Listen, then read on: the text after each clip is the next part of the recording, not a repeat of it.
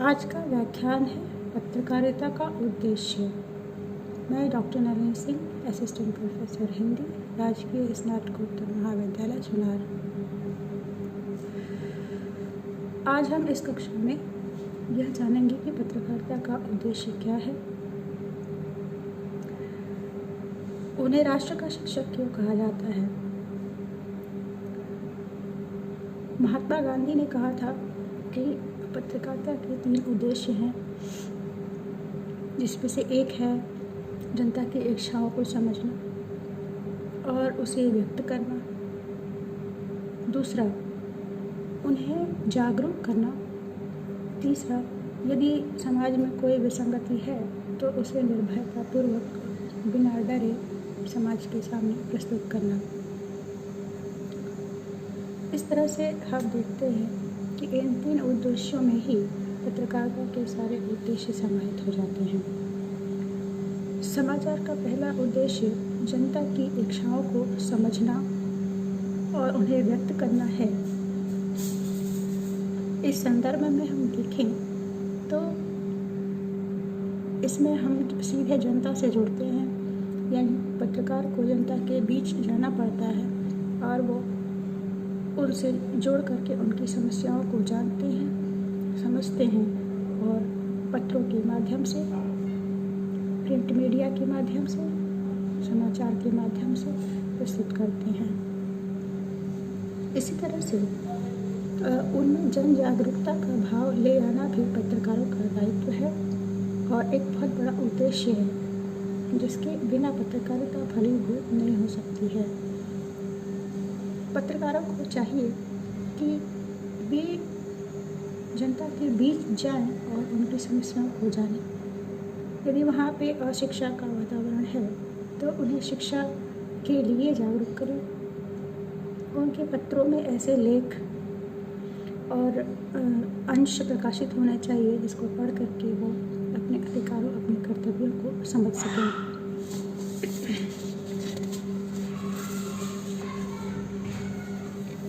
ग्रामीण क्षेत्रों में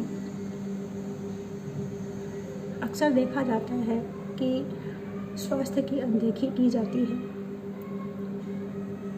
व्यस्तता के चलते वह अपने कामों में इतना उलझे हुए रहते हैं कि वह स्वास्थ्य की अनदेखी करते हैं, विशेष तौर से महिलाएं और बच्चे, जिसके चलते वहाँ पर अनेक संक्रामक बीमारियां फैली रहती हैं।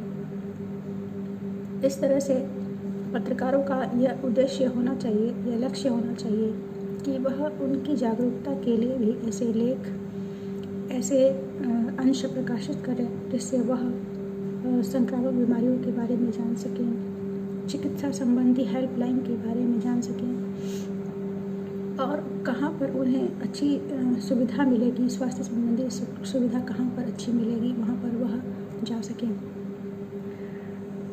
पत्रकारों को राष्ट्र का शिक्षक कहा गया है।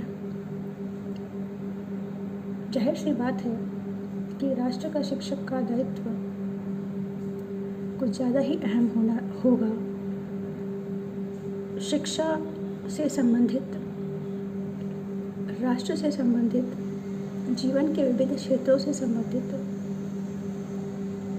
विश्व से संबंधित समस्त जानकारी इन्हें जनता के समक्ष रखनी होती है और इन्हें अपने दायित्व को तटस्थ होकर के निभाना भी चाहिए।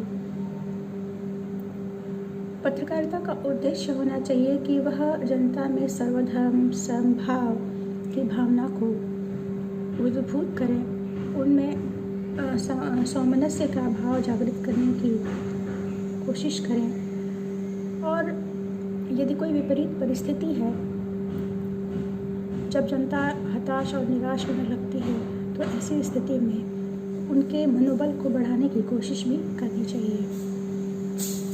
हमारा राष्ट्र संस्कृति और सभ्यता बहुत ही विशिष्ट रही है सदैव से और यहाँ पर विभिन्न प्रकार के जाति, संप्रदाय, धर्म के लोग निवास करते हैं।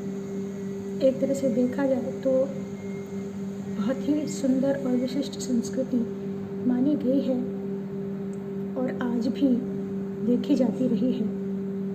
तथाकथित विकट परिस्थितियों में कभी कभी जनता अपना धैर्य खोती है। तब ऐसी स्थिति में पत्रकारों का यह दायित्व बनता है कि वह जनता को उनको सही मार्ग निर्देशित करे और उनके अंदर राष्ट्र का भाव, राष्ट्र प्रेम के लिए मनोबल बढ़ाएं, उनको यह दिशा निर्देश दें कि यह संपूर्ण राष्ट्र एक परिवार जैसा है। इसमें आपसी वैमनस्य के लिए कोई स्थान नहीं होना चाहिए। वसुधैव कुटुंबकम की भावना से उनके विचार जनता तक पहुंचने चाहिए। समाज में आज आधुनिक समय में बहुत सारी परिस्थितियां बदल चुकी हैं। हम आधुनिकता की ओर बढ़ रहे हैं, लेकिन फिर भी हम कहीं से भी अपनी भारतीय संस्कृति को छोड़ नहीं सकते हैं। इस बात को लेकर के हमेशा चर्चा परिचर्चा होती रही है और हमारे कुछ संस्कृति की विशेषता है, कुछ मानव मूल्य हैं, कुछ आदर्श हैं। उनकी स्थापना हेतु पत्रकार बंधुओं को हमेशा सजग रहना चाहिए, क्योंकि वह राष्ट्र की सजग रहे। इस तरह से हम देखते हैं कि पत्रकारिता का उत्तरदायित्व, इसका लक्ष्य और उद्देश्य बहुत ही महान है। इस क्षेत्र में काम करने वाले पत्रकार बहुत ही उदात्त कार्य करते हैं और उनके कार्य की अपनी गरिमा है।